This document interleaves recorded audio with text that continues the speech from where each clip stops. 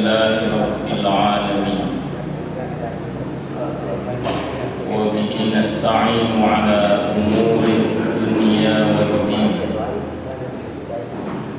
والصلاة والسلام على أشرف الأنبياء والمرسلين سيدنا وحبيبنا وشفيعنا وقرة أعيننا ومولانا محمد وعلى آله وأصحابه وذرياته أجمعين أما بعد أشهد أن لا إله إلا الله وأشهد أن محمدا رسول الله وأفوض أمري إلى الله إن الله بصير بالعباد حسبي الله لا إله إلا هو عليه توكلت وهو رب العرش العظيم قال الله تعالى في كتابه الكريم حكاية عن نبي الله موسى عليه السلام رب اشرح لي صدري ويسر لي أمري واحلل عقدة من لساني يفقهوا قولي. Para alim, para asatid, para asatidah, para bapak dan ibu sekalian, hafizani wa hafizakumullah. Wabil khusus segenap pengurus Masjid Baitur Rahman Kemang Pratama 3 dan sekitarnya, yang semoga pengurusnya dan jamaahnya selalu dalam naungan rahmat, barokah, perlindungan serta bimbingan Allah Subhanahu wa taala. Amin.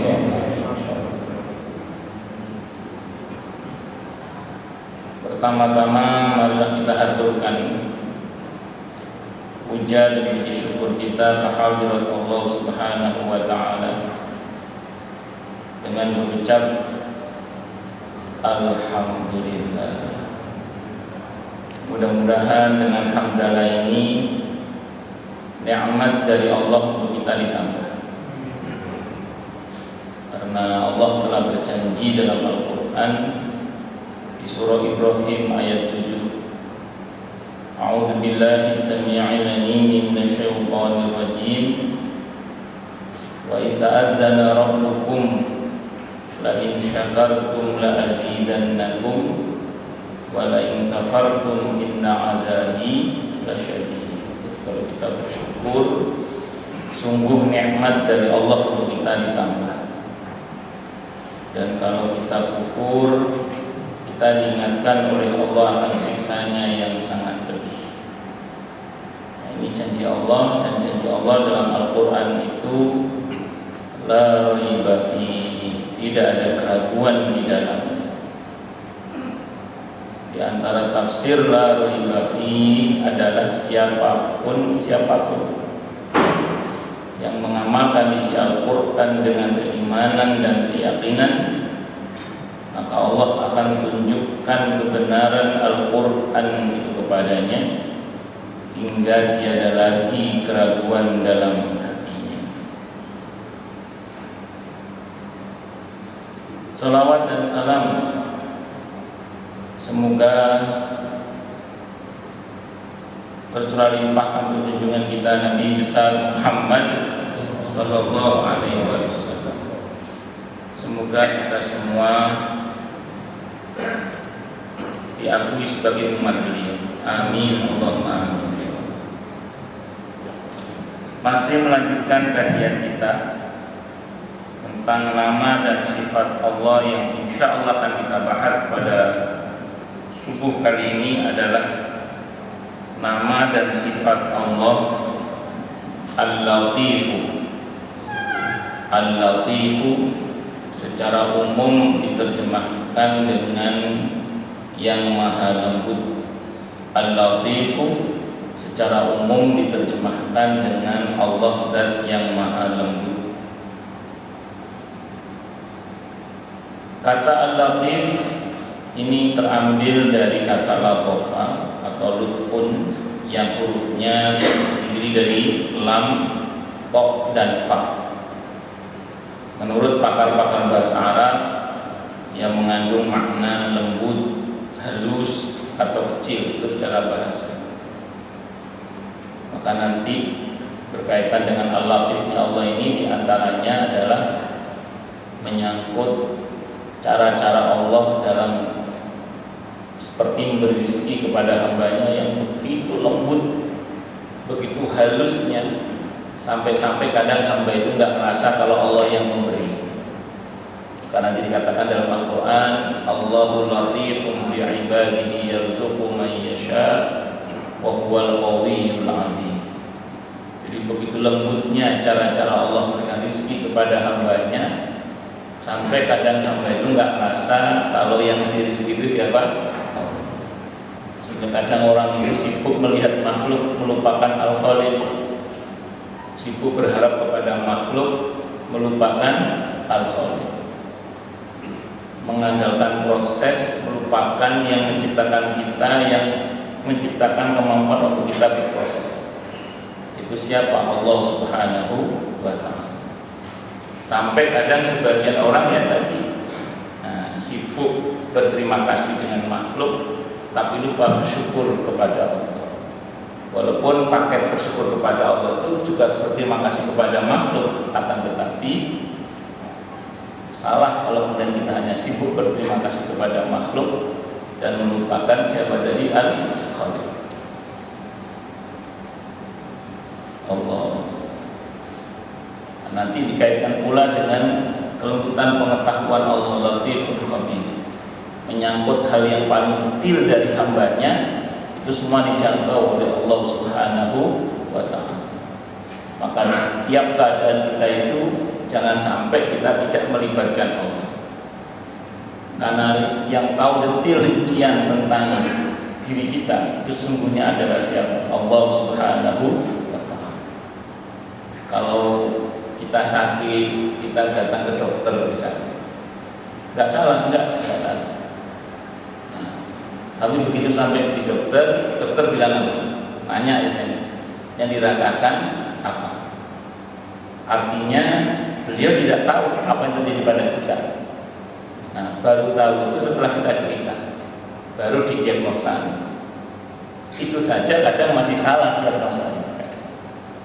Nah, jadi ini bukan berarti terus ini secara proses kita tidak boleh datang ke dokter. Justru kita secara syariatnya, secara prosesnya tetap datang ke dokter. Tapi jangan cuma mengandalkan siapa tadi dokter. Tapi kita juga harus selalu melibatkan Allah dalam proses kesembuhan kita. Karena yang tahu sesungguhnya masalah kita itu siapa? Allah. Kalau kita datang ke warung, ke rumah makan, itu yang punya warung itu juga nggak ngerti kebutuhan kita apa. Mesti ditanya mau menu yang mana apa, mau beli apa, mau makan apa, ditanya. Begitu kita ngomong baru dia ngerti maunya kita apa. Artinya mereka tidak tahu kebutuhan kita juga.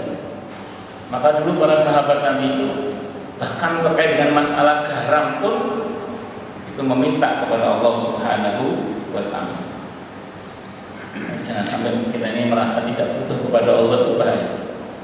Jangan sampai merasa tidak butuh kepada Allah, karena itu bahaya. Allah. Dari makna ini kemudian lahir makna ketersembunyian dan ketelitian. Bila kata yang dikaitkan dengan pengetahuan, maka maknanya adalah sangat dalam kecerdasannya dan sangat cermat dalam menemukan sesuatu. Makanya tidak ada satupun yang luput dari pengetahuan dan jangkauan Allah Subhanahu wa Ta'ala. Kata Al-Latif ini ditemukan dalam Al-Quran sebanyak 7 kali, dan 5 diantaranya disebut bergandengan dengan Al-Khabir. Ini coba kita perhatikan, misalnya tadi di surah Asy-Syura, surah ke-42 ayat 19. Allah berfirman, a'udzubillahi samii'il 'aliim minasyaitonir rajim. Allahu latifun bi'ibadihi yarzuqu man yasha' wa huwal qawiyyul 'aziz. Allah zat yang maha lembut terhadap hamba-hambanya. Dia Allah memberikan rezeki kepada siapapun yang Dia kehendaki, dan Dia maha kuat lagi maha perkasa.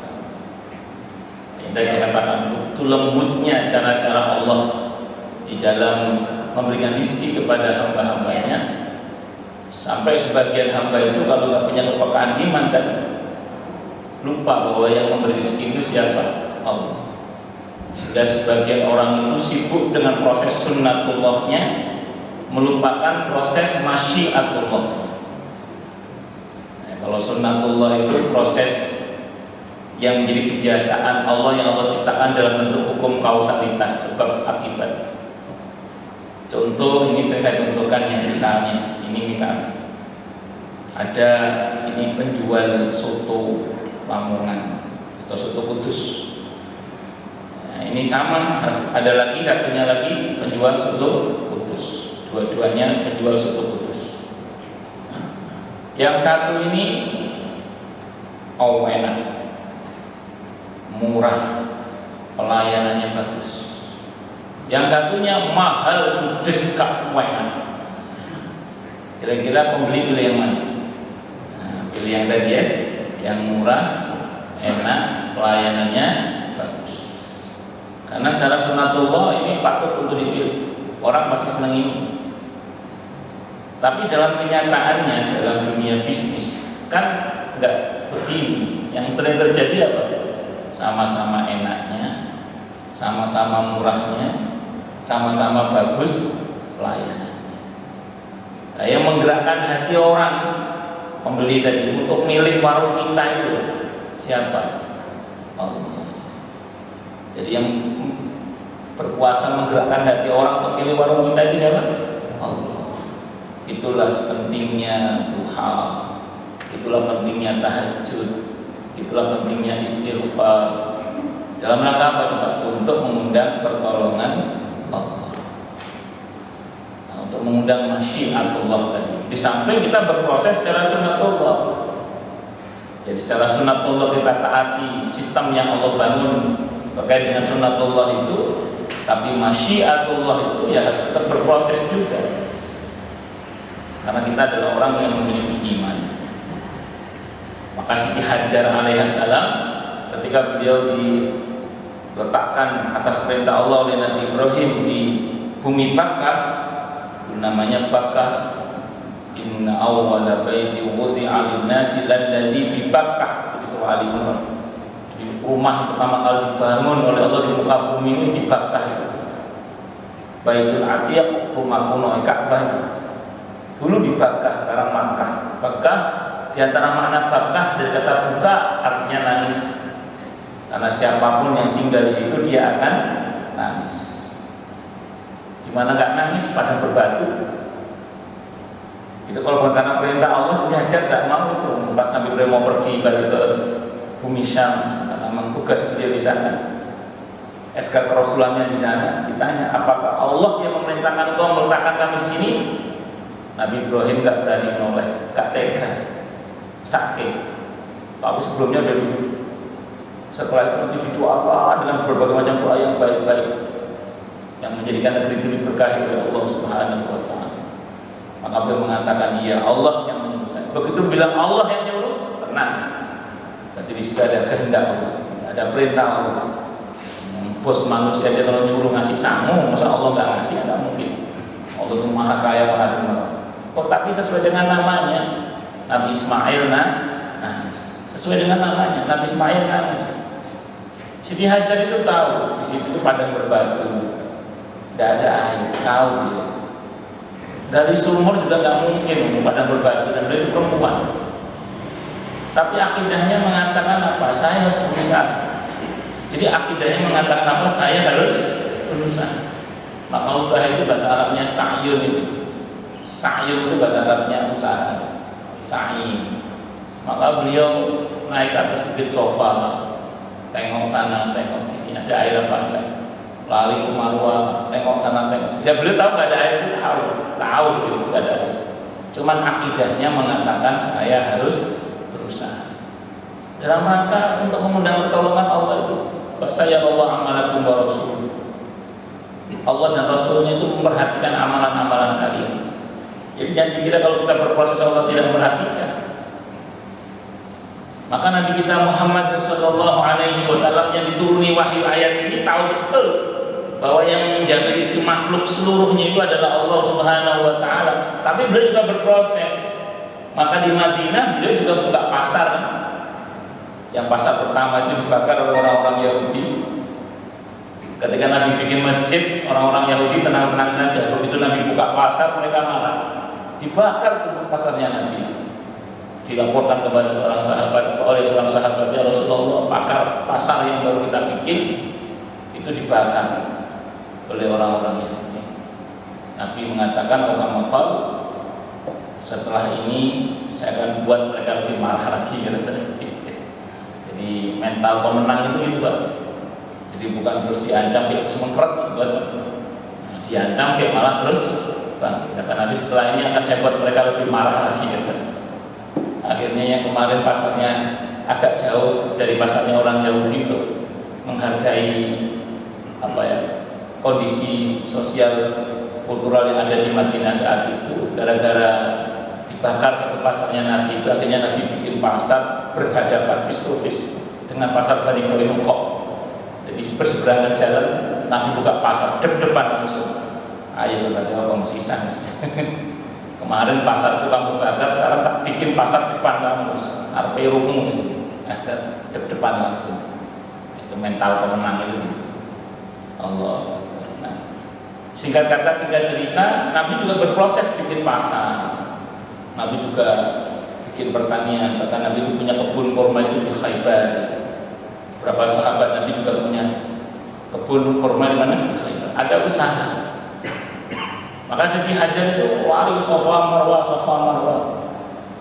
nggak dapat air di Safa, nggak dapat air di Marwah, nggak dapat, tapi dapat air lah.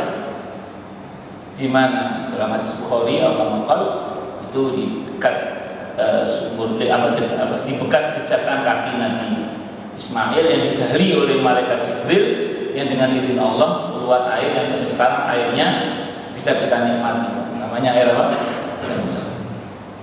Konon Allah saya pernah baca sebuah literatur itu katanya kadar mineralnya sampai 40. Saat itu pas saya baca katanya infus itu yang sama dengan makan itu mineralnya katanya 17 katanya. Saya nggak tahu betul katanya. Nah, itu kalau ini 40 mineralnya katanya. Makanya ada peneliti yang mengatakan dengan orang hanya minum air zam-zam saja, nggak pakai makan itu cukup.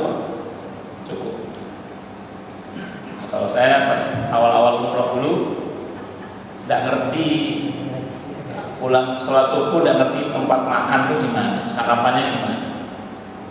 Makanya kalau Anda punya travel umroh, perlakukan orang yang jamaah umroh itu seperti pertama kali umroh. Karena tidak semua orang itu umroh berkali-kali. Yang travel saya itu pas yang pertama ini nganggap semua orang itu sudah biasa umroh. Pada saat itu saya baru pertama kali umroh bersama 4 orang saja. Tidak tahu tempat makan di mana, ya harus terkaliran dan terkeluar. Akhirnya meminum air zam-zam. Alhamdulillah dengan izin Allah sampai zuhur itu tidak terasa lapar, tapi ngemil. Tapi andaikan itu nggak pakai ngemil sekalipun ya, insya Allah cukup. Tapi orang Indonesia itu kalau nggak makan nasi belum makan. Allah. Lanjut, akhirnya dapat air. Artinya di proses sunatullahnya nggak dapat, tapi di masyiatullahnya tadi apa? Dapat. Jadi kenapa kita berproses? Karena ini bagian dari ketaatan kita kepada Allah. Jadi yang menentukan rezeki kita itu bukan usaha kita, Pak. Ini catatan terkait dengan ayat ini nanti. Jadi yang menentukan rezeki kita itu bukan usaha kita, tapi siapa? Allah. Usaha kita ini bagian dari ketaatan kita kepada Allah. Jadi usaha kita ini bagian dari apa tadi? Ketaatan kita kepada Allah. Kenapa kamu jualan? Kenapa kamu pergi kantor? Kenapa kamu buka usaha? Karena saya taat kepada Allah. Allah menyuruh saya berusaha, maka saya berusaha. dengan keyakinan penuh bahwa yang menentukan rezeki kita siapa? Allah. Bukan usaha kita yang menentukan. Bahwa kita berusaha dengan sungguh-sungguh, dengan baik, merencanakan dengan sungguh-sungguh, dengan baik, silahkan. Karena Nabi juga melakukan hal itu. Tapi i'tiqad yang paling dasar adalah usaha ini tidak menentukan rezeki saya. Yang menentukan rezeki saya siapa? Allah. Nah, itu i'tiqad kita. Maka bersyukur kepada Allah untuk setiap apa yang Allah berikan kepada kita, dan tetap berterima kasih kepada makhluk yang dipilih oleh Allah untuk sampainya rezeki kita. Itu seperti itu. Nah, ini usaha bagian dari kita. Bahkan kalau kita bicara secara i'tiqad, tanpa usaha sekalipun, kalau memang jatah rezeki kita sampai kepada kita dan tidak akan tertukar. Kalau bahasanya Hasan Al-Basri rahimahullah rahmatan wasi'atan, beliau mengatakan, saya tidak pernah khawatir dengan rezeki saya, karena kalau memang jatah saya nggak akan tertukar diambil oleh orang lain, dan saya tidak akan khawatir tentang pekerjaan saya, karena kalau memang jatah saya tidak akan dikerjakan oleh orang lain. Itu kalau bahasanya i'tiqadnya kan gitu. Jadi andaikan kita nggak usaha sekalipun, kalau memang jatah kita sampai kepada kita. Cuman kalau kita nggak usaha, Pak, sampainya kepada kita itu dengan cara-cara nggak terhormat rezeki. Jadi kalau kita tidak usaha, tidak mentaati proses usaha itu, umumnya rezeki itu akan sampai kepada kita dengan cara-cara tidak terhormat. Apa disaken nih, apa ngutang ini, apa bisa jadi malah nipu sana nipu sini. Nauzubillah min syarri.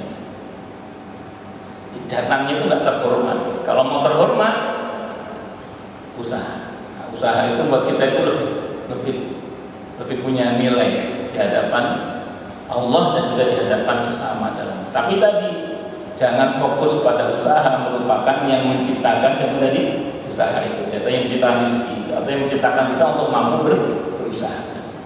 Allahu latifun bi ibadihi yarzuqu man yasha wa huwal qawiyyu aziz. Itu kenapa kemudian kalau kita belajar dari orang-orang soleh terdahulu, sering banyak di antara mereka itu kalau punya masalah, itu bukan fokus pada masalahnya, karena mereka sangat peka terhadap pertolongan Allah tadi itu, dan sangat merasa butuh terhadap pertolongan Allah itu, sehingga ketika punya masalah itu tidak hanya sibuk membicarakan masalah, tapi bahkan lebih sibuk membicarakan kebesaran Allah. Itu orang-orang soleh terdahulu. Maka dengan sibuk membicarakan kemahabesaran Allah, maha kuasanya Allah, itu justru pertolongan Allah itu misalnya ada di antara kita ada yang sakit misalnya, lo silahkan kita bicara tentang sakit kita, konsultasi ke ahlinya, itu silahkan, itu proses dari sunatullahnya. Tapi jangan hanya sibuk di situ, sibuk menanamkan keyakinan Allah Maha Kuasa atas segala sesuatu. Tidak mungkin bagi Allah, mudah Allah menyembuhkan hambanya tanpa berobat sekalipun, Maha Kuasa Allah untuk menyembuhkan hambanya dalam waktu sekejap. Itu kita bicarakan dan kita tanamkan dalam hati kita. Jangan cuma disimpan, bicarakan kepada pasangan kita, kepada anak-anak kita. Karena yang paling dekat dengan mulut kita itu kuping kita. Jadi kelihatannya kita ngandani anak kita menanamkan tauhid maha besarnya Allah, tapi tanpa kita sadari kita sudah sedang menanamkan akidah dalam hati kita, dalam diri kita, melalui kuping kita yang paling dekat dengan mulut kita itu. Maka kekuasaan Allah itu tidak cukup hanya diakui, tapi harus dibicarakan. Harus dibicarakan, dan dengan membicarakan kemahabesaran Allah, maha agungnya Allah, maha kuasanya Allah, itu bisa mendatangkan pertolongan Allah Subhanahu wa ta'ala. Maka Nabi Lut dan para orang-orang soleh terdahulu itu kalau ada masalah, di samping masalah itu ya juga dibahas, tapi lebih banyak membicarakan maha kuasanya Allah. Maka ketika kemudian pasukan Quraisy akan menyerang Madinah untuk yang kedua kalinya, namanya Badar Sughra, ditakut-takuti oleh orang munafik, orang-orang beriman tidak sibuk membicarakan rencana, bisa tetap dibicarakan tapi tidak sibuk membicarakan rencana orang-orang Quraisy yang akan menyerang Madinah. Mereka sibuk mengatakan apa? Hasbunallah wa ni'mal wakil, hasbunallah wa ni'mal wakil, hasbunallah wa ni'mal wakil. Kata Allah, gara-gara itu Ali Imran 173 174 Allah bilang maqadahu bi ni'matin minallahi wa fadlin lam yamsashum wattaba'u ridwanahu dan seterusnya.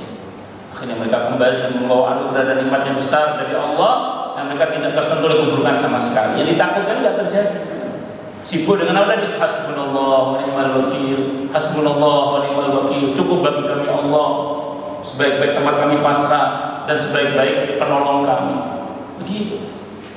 Tetap dibicarakan, tapi tidak fokus pada masalah. Lebih banyak bicara maha besarnya Allah.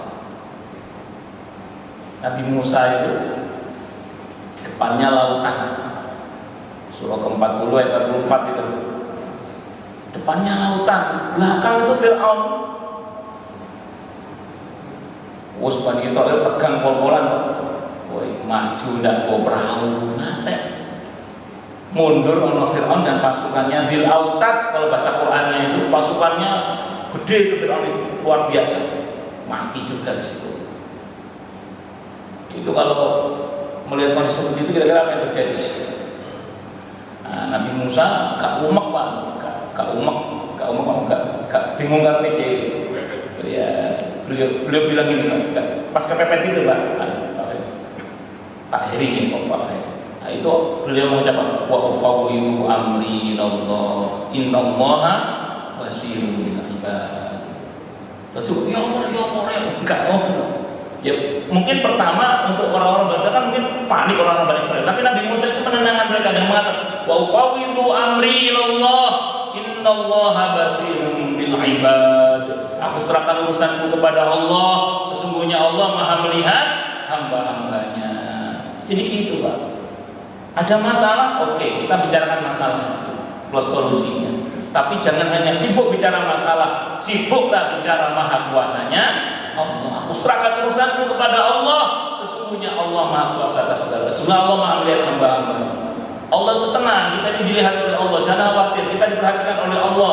Insya Allah kita akan ditolong oleh Allah. Ayat 45-nya. Nah, Allah selamatkan Nabi Musa dari rencana jahatnya Fir'aun. Bahkan rencana jahatnya Fir'aun menghantam dirinya sampai dia mati ya. Dengan cara apa? Allah perintahkan untuk membelah lautan dengan izin Allah. Jadi begitu Pak. Jadi dan jangan cuma diyakini maha besarnya Allah itu, tapi dibicarakan. Ada anak-anak, ini kita lagi ada masalah. Yuk kita bicarakan bagaimana solusinya. Ya, sekarang kita serahkan semuanya pada Allah. Kita yakin Allah Maha Kuasa atas segala sesuatu. Kita yakin Allah Maha Kuasa atas segala sesuatu. Kita yakin tidak mungkin bagi Allah. Nah, semuanya Allah. Nah, itu dibicarakan. Nah, itu mengundang pertolongan Allah. Allahul latifum bi'ibadihi yarzuqu man yasha wa huwal qawiyyul aziz. Allah. Nabi kita Muhammad sallallahu alaihi wasallam pada saat kondisi yang menegangkan di dalam gua itu, Abu Bakar suatu itu kalau bahasa itu Nabi mengatakan la takhaf wa la tahzan innallaha ma'ana. Kamu jangan takut, jangan sedih, sesungguhnya Allah bersama dengan kita. Dalam kondisi menegangkan itu ditenangkan dengan apa? Innallaha ma'ana. La takhaf wa la tahzan innallaha ma'ana. Allah. Dan sebenarnya lagi lah yang lain. Nabi Yunus dalam perut ikan sibuk bertasbih la ilaha illa anta subhanaka inni kuntu minadh dhalimin. Malah jaminannya di surah Al-Anbiya surah ke-25 ayat 87 88-nya kan Allah jamin wa kadzalika nunjil mu'minin. Sebagaimana Yunus kami akan selamatkan orang-orang yang beriman yang mau membaca la ilaha illa anta subhanaka inni kuntu minadh dhalimin. Al-Anbiya surah ke-21 ayat 87 itu la ilaha illa anta subhanaka inni kuntu minadh dhalimin. Ayat 88-nya itu janji Allah bahwa la ilaha illa anta subhanaka inni kuntu minadh dhalimin itu punya fungsi sebagaimana untuk Nabi Yunus Allah menyelamatkannya. Orang beriman pun akan diselamatkan oleh Allah dengan membaca la ilaha illa anta subhanaka inni kuntu minadh dhalimin. Dulu kiai saya itu alhamdulillah Hasan Abdul Wafi rahimahullah rahmatan wasi'atan, beliau dulu cerita sama santri-santri punya masalah apa saja, perbanyak baca la ilaha illa anta subhanaka inni kuntu minadh dhalimin. Itu intinya satu i'tiraf, membuat pengakuan di hadapan Allah bahwa kita yang salah, Allah maha suci, Allah nggak mungkin salah dengan segala keputusannya. Jadi kalau ada hal yang nggak enak pada diri kita, yakini bahwa Allah nggak mungkin salah dalam keputusannya. Yang mungkin salah itu siapa? Kita. Makanya kita tasbih la ilaha illa anta subhanaka inni kuntu minadh dhalimin. Itu dikutip oleh Ibnu Qayyim al-Jauziyah rahimahullah dalam kitab Ad-Dawa. Sahabat bertanya, ya Rasulullah, itu Nabi, bagaimana dengan kami yang bukan Nabi? Kalau kita baca yang sama, pada dapat yang sama? Nabi nggak jawab, yang jawab Allah langsung. Al-Anbiya 88. Wa kadzalika nunjil mu'minin. Sebagaimana Yunus, kami akan selamatkan pula orang-orang yang beriman yang mau membaca la ilaha illa anta subhanaka inni kuntu minadh dhalimin. Nah, mari kita semua tidak hanya tapi kita keluarga kita jadi semangati lah, berbanyak baca la ilaha illa anta subhanaka inni kuntu minadh dhalimin. Dan yang pokok tadi banyak bicara tentang maha agungnya Allah, maha kuasanya Allah, sehingga anak kita punya kepekaan, semua ini karena Allah. Kita ini dipisahkan oleh Allah. Kita ini mampu karena dimampukan oleh Allah. Kita ini hebat karena dihebatkan oleh Allah. Bahkan kita ini ada karena diadakan oleh Allah. Dan itu dibicarakan. Jangan cuma diyakini sendiri lah. Dibicarakan ke istri, ke anak itu dibicarakan. Kalau ibu-ibu bicarakan ke suami, bicarakan ke anak-anak. Nah, itu kelihatannya kita membicarakan itu, tapi sebenarnya pembicaraan tentang kekuasaan Allah itu mengundang rahmat Allah, mengundang pertolongan Allah, mengundang cahaya dari Allah. Ibarat masalah itu gelap, maka pembicaraan tentang maha kuasanya Allah itu kita sedang bicara tentang apa? Tentang cahaya yang kita hadirkan dengan izin Allah untuk menerangi yang gelap tadi. Sehingga insya Allah masalah itu pergi satu persatu. Insya Allah. Kalaupun ada lagi sebagai bentuk sunnatullahnya hidup, di mana memang darul fitan, tempat di mana penghuninya diuji oleh Allah, paling enggak kita dekat dengan pertolongan Allah. Itu yang penting. Allah. Terus coba kita cermati lagi Quran surah Yusuf. Surah Yusuf. Quran surah Yusuf surah ke-12 ayatnya 100. Allah berfirman, Allah bercerita tentang Nabi Yusuf dalam ini. Allah firman Allah, "A'udzubillahi samii'il 'aliim minasyaitonir rajiim wa rafa'a abawayhi 'alal 'arsyi wa kharru lahu sujada wa qala ya abati hadza ta'wilu ru'yaya min qabl qad ja'alaha rabbi haqqan وقد أحسن بي إذ أخرجني من السجن وجاء بكم من البر من بعد أن نزغ الشيطان بيني وبين إخوتي إن ربي لطيف لما يشاء إنه هو العليم الحكيم. Pembicaraan para nabi itu tidak jauh-jauh dari membicarakan maha besarnya Allah, maha kuasanya Allah. Maka dikatakan, dan ia Nabi Yusuf alaihissalam menaikkan kedua ibu bapaknya ke atas singgasana, Nabi Yakub dan istrinya, dan mereka semuanya merebahkan diri seraya sujud kepada Yusuf, maksudnya memberi hormat dan menyembah ya. Dan berkata Yusuf, wahai ayahku, inilah takdir mimpiku. Nabi Yusuf itu diizinkan oleh Allah, dianugerahi oleh Allah kemampuan untuk mentakwil mimpi.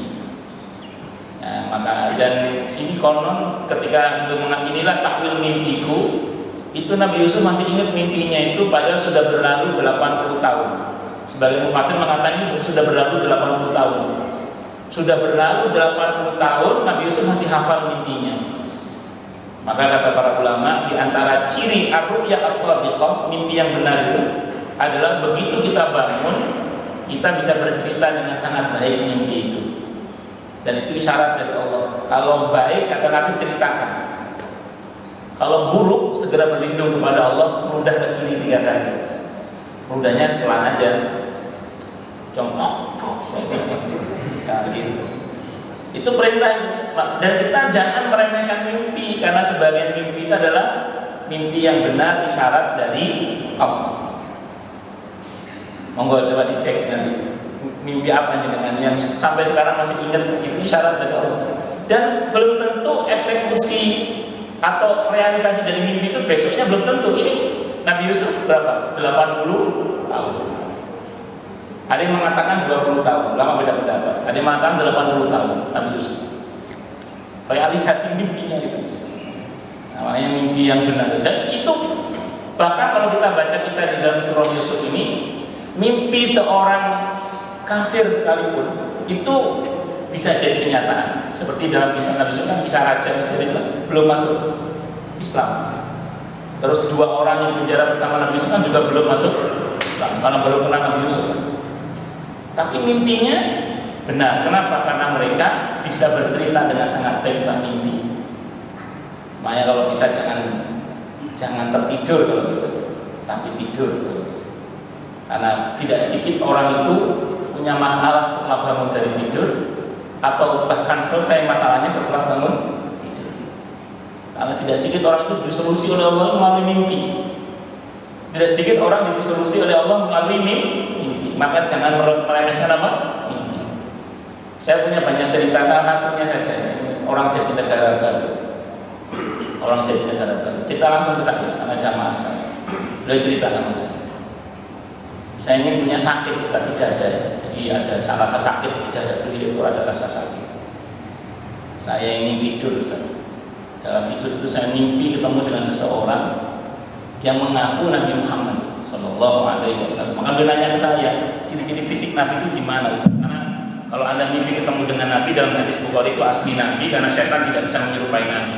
Cuma karena kita insya Allah belum pernah ketemu langsung dengan fisik Nabi saat dulu ya, maka kita harus belajar Syama'il Muhammadiyah ya, terkait dengan ciri-ciri fisik Nabi kita Muhammad Sallallahu Alaihi Wasallam.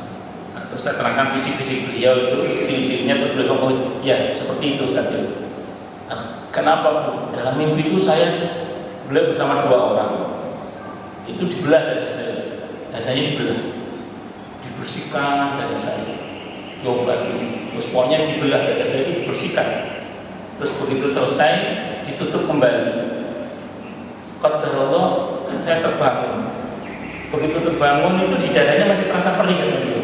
Masih terasa perih. Terasa perih. Tapi rasa sakitnya yang tadi terasa di dada itu hilang dengan izin Allah Subhanahu wa Ta'ala. Ada lagi jamaah itu dari Jawa Timur kalau ini ceritanya sakit pas bulan Ramadan. Kata dokter sebelum pandemi ya, sebelum pandemi masih ada itikaf saat itu. Jadi kata dokter harus ambil tindakan berupa operasi. Teman-teman masjid sebelum itikaf itu dia jenguk semua, jenguk yang sakit itu. Wah bapak ini sayang ya, biasanya itikaf jadi gak itikaf gara-gara apa? Iya Pak, saya ingin itikaf tapi saya sakit, saya belum bisa itikaf.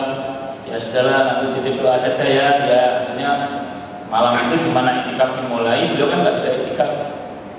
Beliau bilang sama anaknya, nah saya ini tolong diizinkan sama dokter dong. Sebelum pengambilan tindakan operasi saya mau itikaf dulu. Semalam aja. Kata dokter tidak boleh. Tapi anaknya terus ngerayu karena bapaknya minta ngereng-ngereng. Akhirnya kata dokter, ya boleh gini. Bapak boleh itikaf tapi semalam saja. Besok kesini lagi karena bapak akan diambil tindakan. Akhirnya diizinkan Pak itikaf. Ya orang itikaf dengan aktivitas kebaikan di dalam masjid, tidur di dalam masjid. Dalam tidur itu beliau cerita, saya mimpi ketemu dengan Rasulullah Muhammad Sallallahu Alaihi Wasallam. Dalam mimpi itu lama.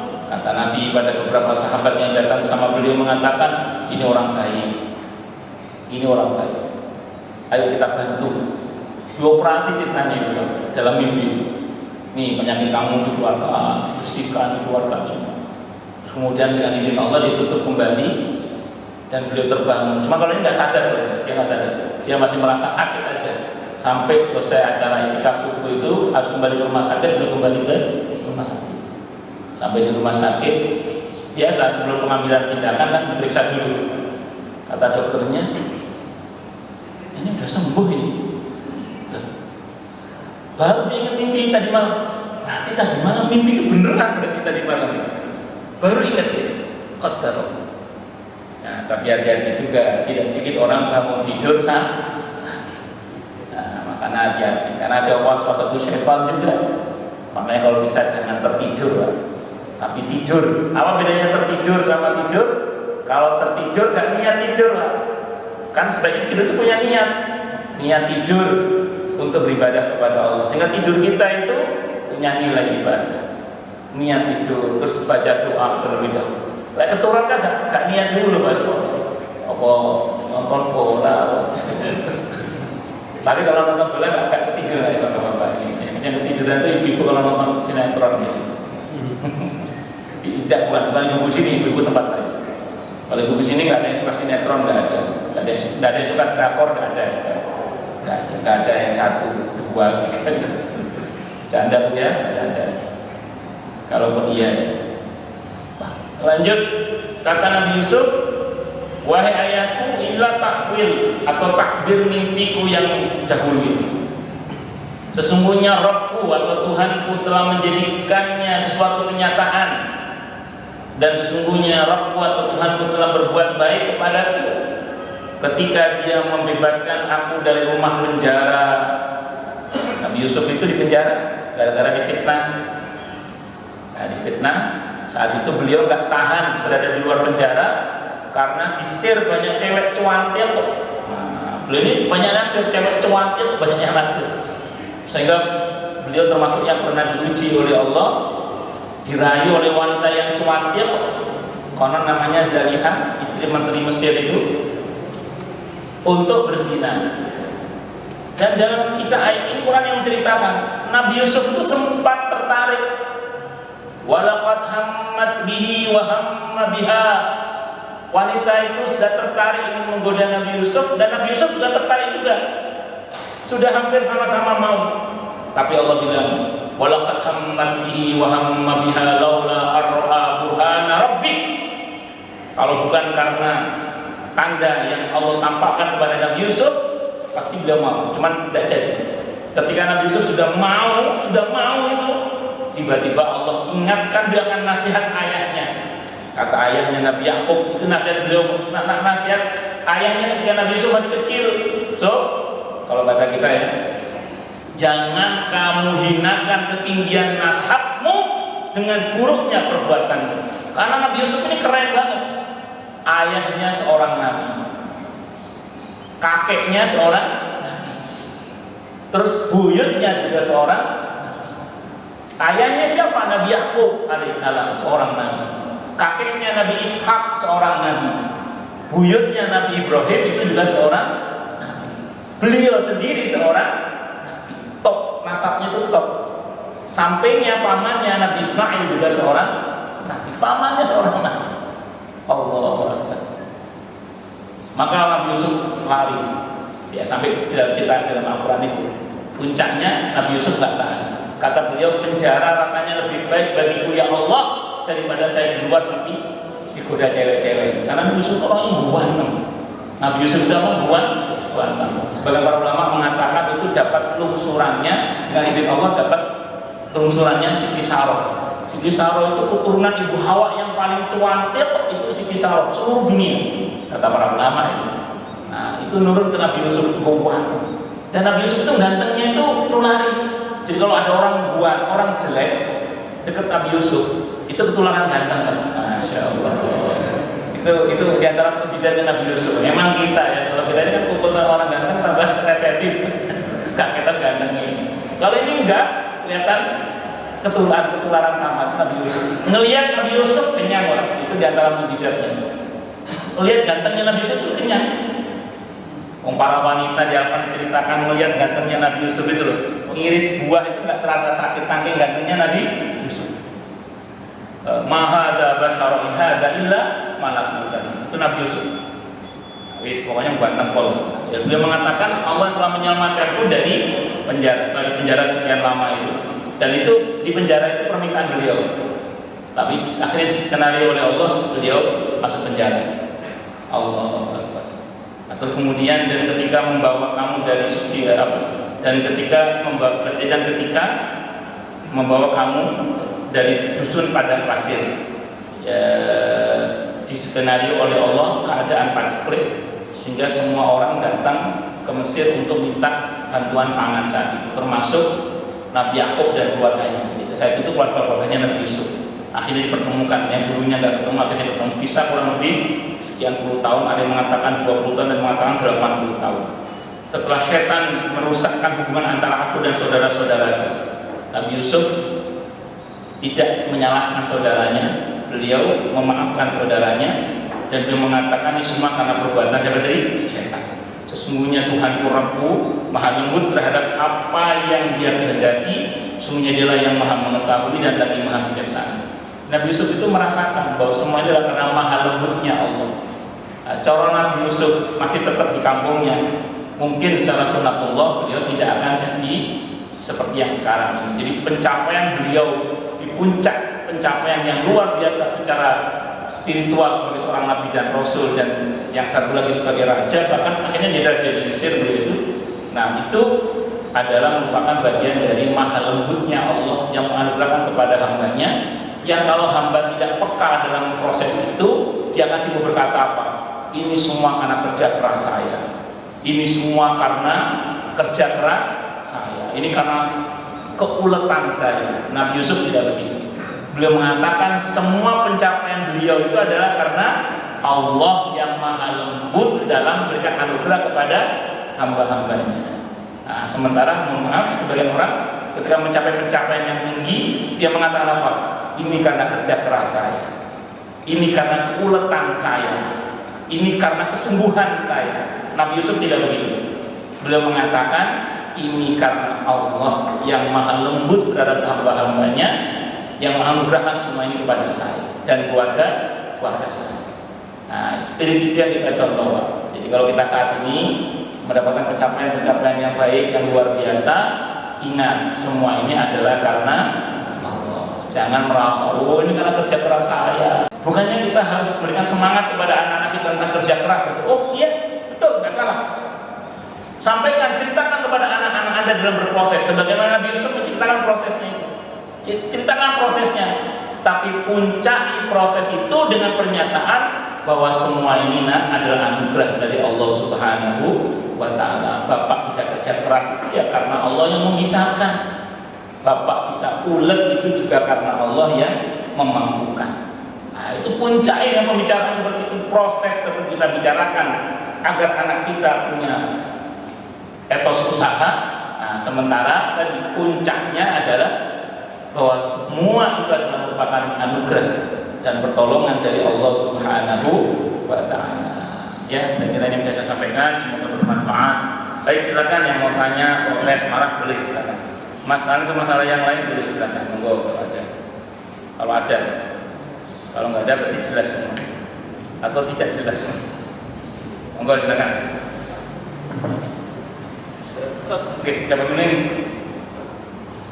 Yang lebih cepat dulu ya. Ya. Monggo. Siapa? Monggo. Jadi berarti itu kan berarti full COVID. Ya, nah itu kan pasal ayat berapa? COVID. Selalu COVID. Ya. Tapi kan latif itu perasaan gitu ya. Lembut itu kan perasaan. Urusan diurusan dengan ilmu pengetahuan itu bagaimana? Iya, ini belum selesai sebenarnya. Jadi nanti ada beberapa ayat yang Allah latifum, Allah wa latiful khabir, wa latiful khabir itu ada beberapa ayat, betul. Jadi nanti itu dihubungkan dengan pengetahuan Allah yang detail, menyangkut pengetahuan Allah tentang hamba-hambanya. Insyaallah di pertemuan akan datang itu kita bahas al-khabir. Itu al-latif nyangkut di situ insyaallah. Di pertemuan akan datang kita bahas al-khabir. Insyaallah di situ al-latif nyangkut di situ. Jadi menyangkut pengetahuan Allah yang rinci dan detail tentang hamba-hambanya. Makanya gini, Pak. Saya cerita dulu aja ya. Jadi ini biar mudah memahami. Suatu saat itu ada orang datang minta tolong sama saya. Saya bilang sama dia, ya insyaallah saya bantu. Saat itu menurut ukuran kemampuan saya saat itu, masalah yang dihadapi orang ini kecil bagi saya. Kecil bagi saya. Tapi saya dalam hati ini, Pak, sebagai orang yang alhamdulillah belajar lah ya. Saya merasa dalam hatinya gini, ya Allah, masalah ini memang kecil menurut kemampuan saya saat ini yang Kau anugerahkan pada hamba ini kecil ya Allah. Tapi bagaimanapun juga hamba tidak akan bisa menyelesaikan masalah ini kecuali Kau yang memisahkan. Maka tolong bantu hamba ya Allah. Jadi saat itu saya tetap merasa saya butuh bantuan Allah. Jadi walaupun masalah itu kecil bagi saya tidak meremehkan doa saat itu. Saya sangat merasa butuh tolong Allah untuk masalah itu. Begitu saya terjun Pak untuk menyelesaikan masalah itu, oh benar Pak, Masya Allah. Oh sakit mau Pak ya Pak. Jadi begitu saya terjun ternyata benar Pak. Jadi ternyata masalah itu tidak semudah di permukaannya Pak. Saya pikir kan di permukaannya kelihatan mudah sekali kan. Ternyata Pak di bawahnya itu ada banyak akar-akarnya Pak. Nah itulah kita butuh. Yang pengetahuan kita hanya sampai di permukaan Pak. Sementara yang akar bawahnya itu rincian-rincian itu hampir nggak selesai masalah itu. Ya alhamdulillah dengan izin Allah, karena mungkin kita awal dengan permohonan tolong kepada Allah tadi dan kita tidak berani meremehkan masalah itu. Qadarullah akhirnya selesai masalah itu. Nah jadi begitu Pak. Jadi kita itu jangan terus meremehkan cuman sakit biasa ini. Terus kita merasa tidak butuh pertolongan Allah dan merasakan hanya cukup dengan proses saja. Tidak, kita tetap minta tolong kepada Allah. Tadi saya ceritakan bahkan para sahabat itu untuk masalah garam pun itu minta kepada Allah. Itu bukan apa-apa, karena saking merasa butuhnya kepada Allah. Karena yang bisa mentakdirkan kita bisa menikmati garam itu yang menciptakan garam. Yang bisa membuat kita menikmati air itu yang menciptakan air. Nah, makanya itu terkait dengan itu nanti detil rincian terkait dengan keadaan makhluk itu semuanya Allah yang mengetahui. Insyaallah detil. Makanya insyaallah di pertemuan yang datang, walaupun ini sebenarnya tidak selesai tadi Al-Latif itu, karena kita belum bahas yang Al-Latif Al-Khabir, tapi alhamdulillah bulan depan yang kita insyaallah akan membahas tentang Al-Khabir. Al-Khabir itu Al-Latif Al-Khabir itu nanti terbahas karena Latif mestinya senyangkut itu nanti Al-Latif Al-Khabir insyaallah. Gitu Pak nih. Monggo Pak dari Ustaz, apakah orang yang sudah wafat atau sudah meninggal itu bisa menemui keluarganya lewat mimpi? Baik. Karena ibu saya juga pernah dimimpi sama almarhum orang tuanya, terus ibunya bilang, wah ini kayaknya yang minta Fatihah nih katanya orang tua tuh gitu Ustaz. Kalau dalam kitab Ar-Ruh Ibnu Qayyim Al-Jauziyah rahimahullah, talaqul arwah itu mungkin berarti. Itu dirujuk kepada surah Az-Zumar, surah ke-39 ayat 42 yang dimana Allah menjelaskan ruhnya orang yang sudah mati sama ruhnya orang yang masih hidup saat tidurnya itu dalam satu genggaman Allah Subhanahu wa ta'ala. Maka kata beliau talaqul arwah itu mungkin, bertemunya ruh dengan ruh itu mungkin. Nah cirinya bagaimana? Cirinya itu begitu kita bangun kita bisa bercerita dengan sangat baik mimpi itu. Maka insya Allah itu pertemuan yang sesungguhnya. Tapi kalau ada pesan-pesan, tetap pesan itu ditimbang dengan syariat. Jadi jangan sampai kemudian, mohon maaf, salah. Karena pernah ada seorang yang na'udzubillah katanya menyembelih anaknya gara-gara dapat perintah dari mimpi, menyamakan dirinya dengan Nabi Ibrahim. Nabi Ibrahim Nabi wahyu jelas. Nah, ini nggak jelas orangnya. Makanya perintah-perintah dalam mimpi itu mesti ditimbang dengan syariat. Kalau cocok teruskan, kalau nggak cocok jangan, bagi setan itu. Nah, makanya kalau bapak bilang tadi istri bapak ketemu sama ibunya dalam mimpi dengan sangat jelas mimpi itu bisa diceritakan, ya insya Allah itu betul lah. Ya minta didoakan. Saya pernah itu, saya kan dulu ngekos di Surabaya ya. Ibu kos saya itu udah meninggal dunia. Itu teriak-teriak ke saya saat saya tidur dalam kondisi bajunya compang-camping dalam keadaan yang saat itu kurang baik lah keadaannya. Itu teriak, Ustaz tolong doakan saya, Ustaz tolong doakan terbangun saya. Saya kira masih ingat mimpinya saya. Terus saya doakan, alhamdulillah saya nggak mimpi lagi. Mungkin juga baik-baik saja. Mudah-mudahan ya, mudah-mudahan. Ya, kita tidak tahu itu betul atau tidak, hakikatnya Allah yang tahu. Cuman ciri mimpi yang benar itu, kalau kita merujuk pada kisah Nabi Yusuf, itu begitu kita bangun kita bisa bercerita dengan sangat baik. Meninggal ibu saya, Allah yarham ibu saya juga ketemu sama ibu saya dan sempat ngobrol. Saya diajak ke ruangan ibu saya, terus Saya bilang sama ibu saya, Bu, hidup lagi dong. Saya bilang gitu. Hidup lagi dong, walaupun cuma sebentar, saya bilang. Kata ibu saya, Kak Isole, nggak bisa, kata ibu saya. Nggak, ibu hidup lagi sebentar saja, nanti mati lagi deh. Dalam mimpi. Dan itu saya masih ingat dalam mimpi. Jadi, ya insya Allah saya ketemu langsung. Bapak juga gitu, insya Allah ketemu langsung. Sehingga di Az-Zumar surah ke-39 ayat 42, talaqil arwah itu mungkin kata Ibnu Qayyim al-Jauziyah rahimahullah dalam kitabnya Ar-Ruh, bertemunya roh dengan roh itu mungkin ya. Tapi kalau ada pesan, tolong ditimbang menurut syariat. Jangan gegabah langsung mengiyakan. Ya, saya kira itu. Wallahu a'lam bishawab. Ada lagi? Kalau tidak ada, ini ada. Monggo Pak Parlan. Dalam kaidah kita sebagai seorang Islam itu kan katanya tidak boleh minta jabatan. Terus. Nah, kemudian di surat Yusuf ayat 55 ini beliau sebagai orang nabi itu minta jabatan sebagai menteri atau keuangan karena dia paham ilmu. Nah ini apa? Bagus. Itu apa? Tidak. Gitu. Bagus.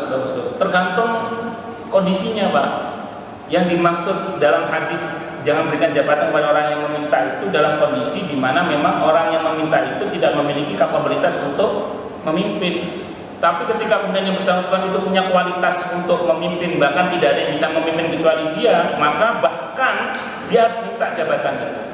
Makanya ketika Sayyidina Umar bin Khattab radhiyallahu anhu hendak diberikan jabatan kepada oleh Abu Bakar As-Siddiq radhiyallahu anhu sebagai khalifah pengganti beliau, kan Sayyidina Umar menolak. Kalau bahasa kita, betul. Umar, kamu jadi khalifahnya. Betul. Nolak terus. Tidak mau Sayyidina Umar itu. Berulang-ulang Abu Bakar mengatakan kamu khalifahnya. Tidak mau. Akhirnya Abu Bakar ngomong apa? Umar, kalau kamu nolak terus, sehingga karenanya kemudian setelah ini ada pemimpin yang tidak lebih baik dari kamu yang memimpin, sehingga karenanya negara ini rusak, maka kamu yang berdosa. Langsung mau, Pak. Turun. Akhirnya mau. Nah, Nabi Yusuf saat itu tidak ada, Pak, yang lebih pantas memimpin saat itu sebagai menteri pangan ya, karena masalah paceklik yang akan terjadi di negeri itu kecuali Nabi Yusuf. Maka kemudian beliau awalnya karirnya sebagai menteri. Kalau pegang oleh orang lain bahaya, Pak. Mending beliau yang pegang. Makanya dalam Islam itu ada saatnya di mana kita harus ambil jabatan itu, Pak. Ada saatnya kita harus ambil jabatan itu. Tapi harus mengukur diri. Kita termasuk orang yang pantas pegang itu atau tidak, dan atas pertimbangan apa Anda mengambil jabatan itu. Kalau misalnya, mohon maaf, kalau Anda tidak ambil oleh orang lain yang nggak benar misalnya, ambil, Pak. Kalau itu, seperti itu, ambil, tidak ada masalah. Ngerti nggak nih? Wallahu a'lam bishawab. Jadi hukum itu beredar, tidak jumud, tidak jumud. Ya, saya kira. Wallahu a'lam bishawab. Ada lagi yang lain? Abi Dzar itu pernah datang sama Nabi ketika sahabat Bilal radhiyallahu anhu jadi gubernur itu. Kan beliau datang, ya Rasulullah, kenapa nggak saya jadi gubernur? Kenapa Bilal? Artinya beliau menawarkan diri dalam tanda kutip karena beliau merasa beliau juga mampu jadi pemimpin. Walaupun Nabi mengatakan apa? Wahai Abi Dzar, aku cinta kepada kamu. Aku sengaja tidak milih kamu karena kamu itu orangnya terlalu baik. Abi Dzar itu orangnya nggak tegaan, Pak. Orangnya nggak tegaan, nggak cukup kuat jadi pemimpin. Makanya Nabi tidak memilih. Ya, makanya jadi pemimpin kadang agak tega dikit gitu. Harus kuat, tidak cukup hanya baik tapi harus kuat. Makanya kalau Quran bilang itu terkait dengan Nabi Musa, qawiyun amin. Jadi tidak cukup hanya amanah tapi juga kuat. Tidak hanya kuat tapi juga amanah. Kalau Anda punya itu, ambil jabatan. Jangan tidak diambil, nanti diambil orang lain malah kita yang dosa. Saya kira itu Allah alam. Ada lagi? Tidak ada. Cukup ya? Kita tutup dengan hamdalah. Alhamdulillahirabbil alamin. Semoga kajian kita bisa bermanfaat, membawakan dini wa dunia wal akhirah.